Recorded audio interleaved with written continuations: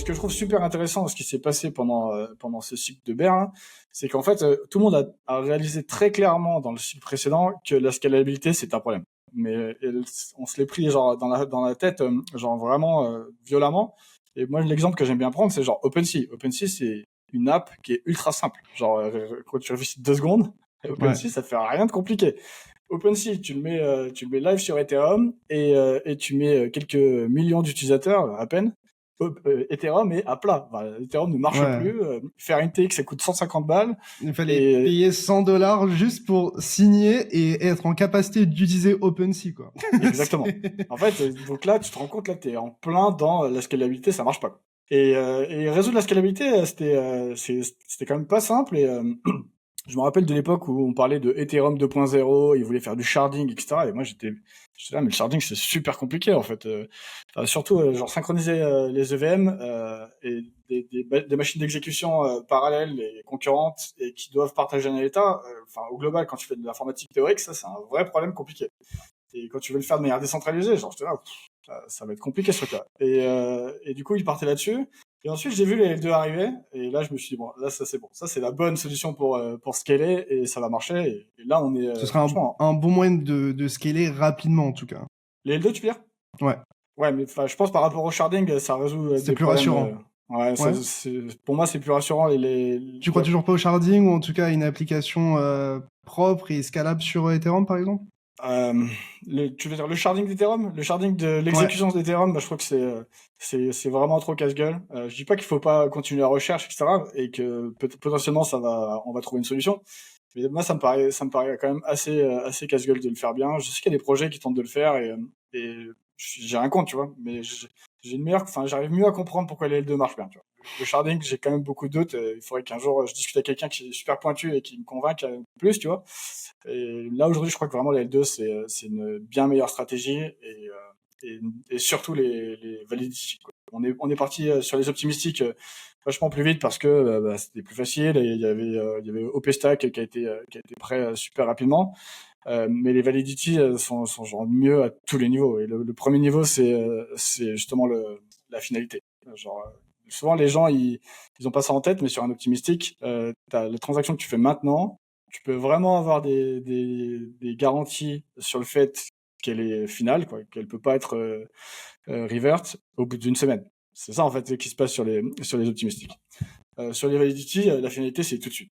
C'est dès que tu settles et là, ça settle rapidement. Il y avait le problème de la data availability, et ça a été réglé quand même assez rapidement. T'as eu les projets à la Celestia, NIR qui est parti par là, plusieurs projets qui sont partis par là. Eigenlayer, ils sont pas live, mais ils ont un projet là-dedans. Et t'as 4844 qui a été mergé hier. Donc, c'est magnifique. Franchement, c'est super. Enfin, tout ça, quand tu réfléchis, c'est arrivé super vite. Il y a 3 ans, c'était le moment où tu avais OpenSea qui cassait Ethereum, tu vois. 3 ans pour mettre en place ces upgrades dans un système, comment dire, qui est décentralisé, un système de gouvernance décentralisé. C'est pas comme quand tu as des entreprises où tu te dis, bon, je décide, on va faire ça. Et, tu vois. Mais les 6-12 derniers mois, c'est une folie, hein. Ouais. Franchement, moi, je trouve que c'est exceptionnel ce qui s'est passé d'un point de vue technologique. Et là, on est un peu dans le moment où on a résolu un peu cette question de scalabilité. On a plein d'infras dans tous les sens qui permet d'avoir autant de TPS que tu veux, transactions par seconde. Donc là, si on a envie de faire un Visa sur des blockchains, franchement, on peut aller plus vite que Visa. Tu vois, il y a pas de. Qu'est-ce que tu penses du coup du monolithique, etc. Parce que au final, on voit quand même Solana qui part à contre-courant. Et puis à côté, globalement, tout le monde build sur Ethereum, fait son layer 2, son roll-up, etc. Qu'est-ce que tu penses de cette approche? Pour toi, est-ce que c'est viable? Est-ce que Solana est la preuve que genre ça peut quand même marcher? Est-ce que au final je pousse la question, mais est-ce qu'au final c'est peut-être pas mieux parce que t'as plus ces questions de liquidité, ou est-ce que ce problème de liquidité et d'avoir tout sur le même endroit, ce sera réglé et qu'on arrivera par exemple à ramener toutes les liquidités au travers de tous ces layers 2, parce que là on est quand même globalement en train d'empiler les layers 2 qui vont eux-mêmes empiler les layers 3 et puis les layers 4 et puis enfin est-ce qu'on n'est pas en train d'empiler des choses et qui vont faire que cette scalabilité va être peut-être plus fragile à un certain moment, enfin. Quel est ton regard Ça, sur c'est ça? une très bonne question. Et effectivement, là, je pense qu'on est un peu à ce moment-là où on a plein de L2 dans tous les sens, qui ont des propriétés différentes et un narratif différent. On sait combien le narratif est important, parfois plus que la technologie, malheureusement. Et effectivement, là, on va arriver dans, je sais pas, dans 6 mois, 12 mois, dans un moment où tu vas avoir 25 000 L2 avec des L3, etc. Et ça, en fait, c'est pas un bon état. C'est pas un bon état parce que tu te retrouves avec une fragmentation de la liquidité, au moins pour toutes les parties de Ce DeFi, qui est pénible. ce qui est un vrai problème. En fait, les marchés sont efficients si la liquidité elle est à peu près au même endroit, ou en tout cas qu'on peut la passer d'un endroit à l'autre facilement. Et dès que tu as plein de L2, bah, le problème c'est que bridger la valeur d'un endroit à l'autre, c'est un truc qui est pas simple, qui coûte cher. Et si tu veux le faire de manière sécure, tu as aussi des problèmes autour des bridges qu'on connaît. Même si les bridges natifs sont quand même plus sécures que les bridges cross-chain. Donc t'as quand même ce problème-là, et ensuite t'as un autre problème qui est ultra important. Genre, le problème qu'on veut résoudre, c'est quand même un problème du X, tu vois. On veut faire en sorte que les utilisateurs Web 2 habituels, ils arrivent dans notre monde crypto Web 3 et tout est simple. Et là, on est en train de leur dire, alors c'est pas compliqué, tu vois. Le token que t'as sur base, tu vas le bridger sur Ethereum.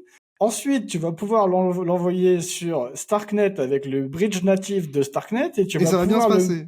ça va bien se passer. Et ensuite, tu vas pouvoir avoir le yield que tu voulais sur l'app de Starknet. C'est pas possible, ça. Il n'y a pas de moment où on résout la masse adoption là-dessus. À ça, tu peux ajouter aussi le fait que les wallets, ils sont ultra disparates. C'est pas les mêmes sur base que sur Starknet. Tu ajoutes à ça le fait que tu as Account Abstraction, qui est une super idée, etc., mais qui est pas du tout standardisé. Et quand tu as un EOA sur base et que tu as un Account Abstraction sur Starknet, du coup, tu as des wallets qui sont complètement différents, qui ont des features super différentes, qui sont pas recoverables l'un avec l'autre, etc. Du coup, en fait, on arrive dans un moment où, pour l'utilisateur, ça va être juste horrible, quoi. Donc, On à mon scale avis, juste en termes de transactions, de montée en charge, etc. Mais d'un point de vue utilisateur final, c'est incompréhensible, quoi. ouais, tu crées des problèmes de fragmentation de liquidité et des fragmentations du X, et ça, c'est un problème. Et à mon avis, ce qui va se passer, ce qui est souhaitable, c'est que, je sais pas, d'ici 6 mois, 1 an, peut-être 18 mois, la plupart des L2 dont on parle aujourd'hui, ils seront morts. Ok. Il faut qu'on ait un moment où Rien que on ça. ait une correction. Ouais, moi je pense. Et Ok. en fait, il y a aucune raison. Enfin, surtout ils ont, si c'est à peu près les mêmes, en fait, le seul truc que tu veux résoudre, c'est la scalabilité. Donc, meilleurs L2, enfin, les quelques meilleurs L2 vont rester. Genre Et 3-4. 3-4 qui vont avoir potentiellement des propriétés différentes, des use cases un peu différents, etc. Et les autres, ils auront plus d'intérêt, tu vois. De la même manière que tous les projets de clones de Bitcoin, 95% de l'époque de 2016, 19% des clones, ils sont morts. Les seuls qui restent, c'est les drôles, quoi. C'est Doge, Et c'est du coup, si tu dois Litecoin aussi. parier, lesquels vont rester pour toi? Et du coup, Ah, ça amène le débat des Optimistic Rollup et ZK Rollup. Est-ce que les ZK vont juste tout tuer parce que ce sera les mêmes frais, enfin, tu vois, en soi, ce qui compte pour les gens, c'est la vitesse et les frais, quoi. Donc, exactement. est-ce que malgré peut-être que les IK soient un peu plus proches de la philosophie initiale, est-ce que les gens iront vraiment dessus, ou est-ce que tous les optimistiques vont finir par devenir ZK d'une certaine manière? Enfin, quel est un petit peu ton bet sur ceux qui vont rester et à quoi ça va ressembler? Je sais que c'est pas facile, hein, mais t'es quand même la personne bien Ouais, non, ça positionnée marche. pour une J'ai un avis réflexion sur là-dessus, ça. ouais, j'ai un avis là-dessus. Je peux le donner. Encore une fois, j'ai pas de boule de cristal et je fais C'est pas ton de. propos. C'est mon propos. Exactement. Je fais pas de conseils en investissement, tout ça. On met les astérisques qui vont bien. Mon avis, enfin, d'un point de vue technologique, je pense que les IK Rollup sont bien supérieurs à tous les autres. Et tous les OP stacks, je pense que à terme, ils Ça vont dégage. disparaître. Hmm. Surtout que là, il y a plein de copycats d'OP stack. Enfin, le seul truc qu'ils ont à mettre en avant, c'est une icône différente et un Un gros logo airdrop. différent, ouais. Ouais. Ouais, un logo différent et un gros airdrop. Ok, il y a des gens qui farment les airdrops, c'est cool pour eux, mais Oui. Tu comprends, il nous, faut quand même que les VC arrivent à faire de l'argent aussi. ouais, mais bon, tout ça, il va y avoir. Enfin, il faut pas penser qu'ils vont tous rester et qu'il faut hodl tous les OP Donc ça stacks. va se Enfin, c'est pas. contracter. Hmm. Ouais, je pense que ça va se contracter. Et d'un point de vue de la technologie, les ZK Rollup sont bien supérieurs à tous les niveaux. Et le premier niveau le plus important, c'est la finalité. La finalité, c'est un truc qui est important et on peut pas le passer de côté. Et un truc qui m'a vraiment, comment dire, rassuré, et j'étais super content de voir ça, c'est quand j'ai eu Polygon. qui est un optimistique à fond, quoi. Ils ont investi genre plus de 100 millions pour acheter plusieurs boîtes de ZK, et là ils arrivent, ils ont un plan de déploiement ZK Rollup en 3 phases, etc. Et Ils ont là, je encore un peu de trouvais, mal d'un point de vue traction, non? oui, bah oui, mais enfin, je veux dire, ils arrivent, t'imagines, les mecs, ils ont un énorme bet, pour moi, c'est pas un bet, parce que ils comprennent C'est l'avenir, ils le savent. où va la technologie, ils le savent, tu vois. Pourtant, ils ont une énorme valeur, tu vois, ils pourraient se dire, bah, me repose sur mes lauriers, tout va bien se passer pour nous, on a une grosse TVL, enfin, c'est le cas, Polygon, ça marche super bien, tu vois. Et on a juste à attendre. Bah non, tu vois, ils se disent, Bah, ok, la technologie, elle va vers les ZK, il faut qu'on investisse, et c'est ce qu'ils font, et moi je trouve ça super bien. Après, quel est le temps de déploiement, etc., on va voir, faut pas être trop pressé, tout ça c'est récent quand même, hein. après, s'ils le font, c'est aussi que globalement, ils sentent que s'ils le font pas, ils meurent, quoi. Bah, du coup, moi, j'en discutais avec les mecs de Polygon quand j'étais en Inde en novembre, je crois, un truc comme ça. Et effectivement, enfin, ils comprennent ce truc-là, et je trouve que c'est quand même une belle réalisation de se remettre en cause et de se dire, bah, le super projet qu'on a, qui est top 10, je pense que Polygon c'est le top 10 dans la market cap, et ben, il faut continuer à se challenger, à se dire que bah, notre position, elle est pas granted, tu vois. Il faut continuer à Enfin, ça travailler. bouge à chaque cycle, hein. On Ouais, le voit voilà. bien. Et Hein. bah, du coup, moi, je trouve ça super bien de leur part, et comment dire, je suis complètement d'accord avec leur choix. Les ZK Rollup, c'est l'avenir. Et si tu veux me demander quelques projets, bah, je sais pas, je pense que t'as un peu une dualité entre est-ce que c'est les ZK full EVM qui vont gagner parce que bah, il y a la compatibilité directe, parce que t'as les développeurs qui sont déjà là, etc. Et typiquement, bah, si tu prends, si ton hypothèse c'est ça, ça va être tous les ZK qui sont le plus proche de l'EVM possible, parce que ZK Sync. t'as différents niveaux de compatibilité. ZK Sync, ils ont pas mal de traction, mais typiquement en compatibilité, ils sont moins proches que Scroll, tu vois. Ok. Donc, si tu dis c'est comme ça que tu gagnes, donc plus t'es proche de la Ouais, t'as un compatibilité score en fait. Ethereum, ouais, c'est ça. On m'avait expliqué, c'était les gars de Kakarot qui m'expliquaient ça, c'est que en fait t'as une sorte de score pour que toutes les fonctions et tout puisse fonctionner en profondeur, parce que sinon si t'as pas une compatibilité qui est à 100%, tu crées des problèmes à terme encore. Exactement. En gros, est-ce que tu peux mettre AAV, le contrat de AAV directement sur ton ZK Rollup, ou est-ce que il faut que tu modifies deux trois trucs, parce que c'est un peu ça la question. Et il faut pas penser que parce que tu as un ZK IVM, quoi, il est directement full compatible avec Ethereum. Tu vois, t'as des différents niveaux de compatibilité. Et il me semble que c'est Scroll qui est le truc le plus compatible EVM. Ou alors est-ce que tu dis que dans les ZK Rollup, tu as différents niveaux et de qualité technologique, etc. Et est-ce que tu dis que c'est la meilleure technologie qui gagne? Et là, à ce moment-là, de mon point de vue, c'est plutôt Starknet, avec les Stark qui sont un peu meilleurs, et Kero qui est vachement plus powerful. Mais par contre, tu as le coût de bouger tous les développeurs et toutes les apps qui sont sur le VM dans le monde Kero.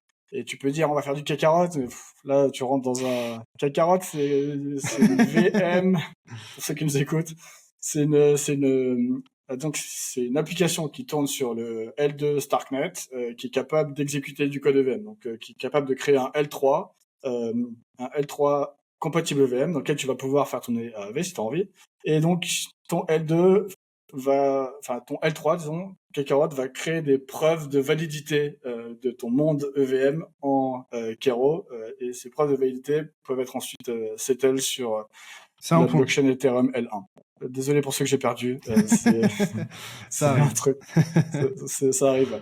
Et pour revenir à ta question, Solana, on s'est un peu égaré. Solana, du coup, là, c'est un paradigme complètement différent. L'idée, c'est de se dire, on va faire un L1 qui est aussi scalable que possible. Et comme ça, on n'a pas besoin de L2. Et du coup, la contrepartie que tu as à ça, tu en as plusieurs. Déjà, c'est le coût de faire tourner un node. Si tu regardes genre un nœud Ethereum aujourd'hui, ça tourne sur un truc assez petit. Je sais pas si ça tourne sur un Un Raspberry Pi, Raspberry Pi ou un truc mais comme c'est pas ça. très loin. Bitcoin, ça tourne sur un Raspberry Pi facile. Ethereum, je sais pas, mais pas loin, tu vois. Pour faire tourner un nœud Solana, là, tu te retrouves avec des serveurs super costauds. Là, on parle enfin, j'ai pas les Data center, requirements, quoi. mais un gros, genre le plus gros des data centers, je sais même pas, tu vois. En fait, le Tu problème, te c'est retrouves la avec bande passante de ce qu'ils expliquaient. C'est qu'il faut avoir déjà, une tu as connexion besoin qui de est beaucoup de stable et RAM. qui est très bonne. Ouais. Exactement. Tu as besoin de beaucoup de RAM, et genre, il faut 500 gigas de RAM. Tu as besoin de beaucoup de disques durs ultra rapides, plusieurs terras. Et tu as besoin d'une bandwidth de ouf. Effectivement, si t'as pas la bandwidth, tu n'arrives pas à synchroniser, et t'es pas dans les... Donc en fait, donc t'as beaucoup de pression sur les nœuds qui valident le réseau. Donc ça, c'est un premier trade-off. Et du coup, quand t'as beaucoup de pression et que c'est compliqué de faire tourner un nœud, ça limite un peu la capacité à la décentralisation. L'idée de Bitcoin d'avoir un nœud le plus léger possible, c'est que t'as ton Raspberry Pi chez toi, tu tournes ton full node. Moi j'ai le mien, je tourne mon full node et tout le monde peut le faire. Et tu vois, ça coûte je sais pas, Ça se passe bien. $3 d'électricité par an et un Raspberry Pi et puis c'est tout. Et tout va bien. Et tu participes au réseau et t'es full sovereign, etc. Et à l'inverse, le Solana, tu vas pas faire tourner un nœud Solana chez toi tout de suite. Et l'autre problème, c'est aussi, aujourd'hui, ça scale pas mal. Je sais plus les scores dont il parle de 300 000 TPS, un truc comme ça. Bon, après, comment tu définis TPS? Il y a Firedancer, je sais pas si t'as vu. Moi, enfin, je sais pas du tout si tu t'es renseigné là-dessus. Moi, ça m'intéresserait d'avoir ton regard sur ça. Okay. En gros, ils sont en train de reconstruire tout le client from scratch parce qu'actuellement, il n'y a pas assez de diversité dans les clients et en gros, t'as celui de Solana Labs et celui de Jito, et en gros, celui de Jito, c'est un fork de celui de Solana Labs. Donc, en gros, il y a Jump Trading qui finance un nouveau client qui s'appelle Firedancer. Ils rebuild tout from scratch. Et du coup, en refaisant tout from scratch, ils arrivent à améliorer la perf, surtout côté hardware, donc qui a besoin moins d'un hardware puissant, et du coup, ça permet de mieux exploiter l'hardware en question. Et surtout, en gros, leur vision, c'est si on fait ça et qu'en plus de ça, en fait, dans le temps, le hardware il coûte de moins en moins cher et il est de plus en plus accessible. En fait, on règle un petit peu ce problème-là, quoi. C'est la discussion que j'ai eue avec directement en interview. Je comprends. Bon, du coup, effectivement, t'as ces trade-offs et aussi t'as une autre question, c'est que donc aujourd'hui, disons, ils ont 300 000 TPS et 300 000 TPS c'est largement assez pour faire tourner Visa, ok. Ouais. Et si on se dit que en fait, ce qu'on veut faire tourner sur les blockchains, c'est pas juste Visa, parce que Visa c'est pas super compliqué, c'est pas mal de transactions, mais c'est pas super compliqué. Si tu dis, tu veux faire comme tourner genre une machine globale de computing décentralisée et trustless, 300 000 TPS c'est pas beaucoup en fait. Mais tu les auras pas sur les layer 2. Potentiellement si, parce que tu peux avoir autant de layer 2 que tu veux à la fin, tu vois. Mais si tu disais que ça allait se contracter. Non, mais si tu veux juste exécuter du code, juste techniquement, ok. Juste exécuter du code at scale, tu peux le faire comme ça. Et que sur Solana, t'es un peu bloqué par il en faut des layer 2. Je sais pas, parce que aujourd'hui les layer 2 sont pas ultra rapides, mais on est déjà quelques milliers de TPS. On est à x9 de ce qui peut se passer de base sur le layer 1 Ethereum, de ce que j'ai vu. J'aurais pensé que c'était plus que ça. Dans les faits, c'est ce qui se passe, mais peut-être qu'on sous-exploite les layer 2.